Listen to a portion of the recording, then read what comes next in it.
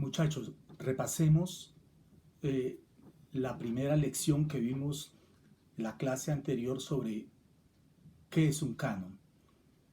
Un canon es el arte de la memoria.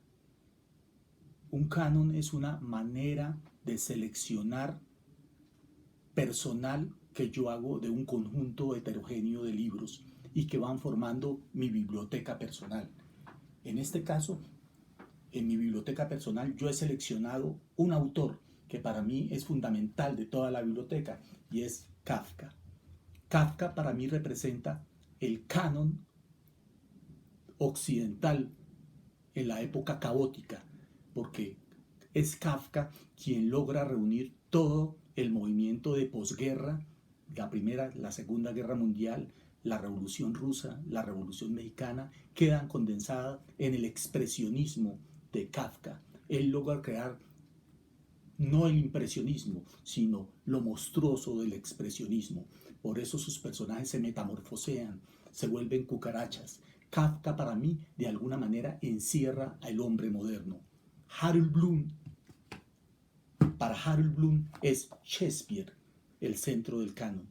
Y tiene razón, él le dedica toda su vida a investigar la vida de este personaje de Shakespeare, su obra, y definirlo como un autor con poder de invención y originalidad únicos, con una agudeza cognitiva que ningún autor hasta ese momento había tenido, un dominio de un lenguaje metafórico inigualable, pues estamos hablando del siglo de oro, un poder cognitivo y filosófico con una sabiduría poco común, y por último una extrañeza. Todos los textos de Shakespeare nos producen extrañeza por su propia individuación. Individuación es como por ese estilo tan particular, con ese lenguaje tan especial del siglo de oro inglés. Entonces, quiero mostrarles en esta clase la tesis de Harold Bloom. De alguna forma, el canon occidental fue un libro por encargo. Fue un libro que la Universidad de Yale, donde dictó todas sus clases Harold Bloom, y el New Yorker lo hacen por encargo. De alguna manera, el canon es un libro particular porque es un libro hecho por encargo, mientras este no. Esta es la tesis de Harold Bloom y lo tituló La angustia de la influencia. Lo que nos viene a mostrar Harold Bloom es cómo en los autores canónicos hay ciertas características que lo han hecho canónico y ciertas formas del estilo que solamente se pueden ver a través del rastreo de sus intertextos, de sus palimpsestos. Él empieza inicialmente planteando la primera forma de la influencia y él le llama clinamen.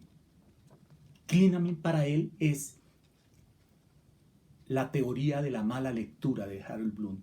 Él dice que los autores de alguna manera se desvían de sus precursores haciendo un equívoco poético. Los grandes escritores han leído mal a sus precursores y esa mala lectura es la que plantea Harold Bloom como el clinamen o equívoco poético. La segunda forma de la influencia que plantea Harold Bloom se llama tesera, y la tesera es como una forma de completar al precursor. Si el primero lo que hizo fue desviarse del precursor, este sabe que hace falta completar a su precursor. Entonces su obra será cómo complementar la obra inconclusa que dejó su maestro. Entonces hay autores que lo que han hecho es completar a sus precursores. Por otro lado, hay autores que en un lado místico como Hugo Mujica, de alguna forma su obra se definiría como una kenosis, que es una forma de vaciado espiritual, que solamente a través de ese vaciado el hombre llega a contactar la musa. En el caso de Jesucristo, se desprende de Dios, hace kenosis con Dios, se vacía de Dios para ser hombre. En el caso de Hugo Mujica, se aísla en un monasterio, va a un monasterio trapense, 7 años con absoluto silencio, sin ni siquiera mirarse a un espejo, sin ni siquiera hablar con un compañero, y esa kenosis es un vaciado espiritual, y es allí a los 40 años que Hugo Mujica logra empezar a escribir su poesía a través de un ejercicio de vaciado espiritual o kenosis.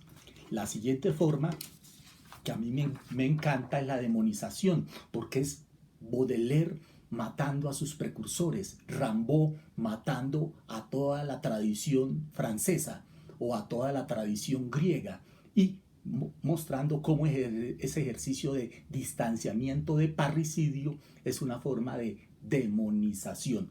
Yo les había puesto en clase el ejemplo de Nicanor Parra. Nicanor Parra, el poeta chileno, el gran poeta chileno, el padre de los antipoemas, lo que hace es matar a Pablo Neruda, es parricida de Pablo Neruda. Entonces, los antipoemas de Nicanor Parra son como contrapoemas o antipoemas hechos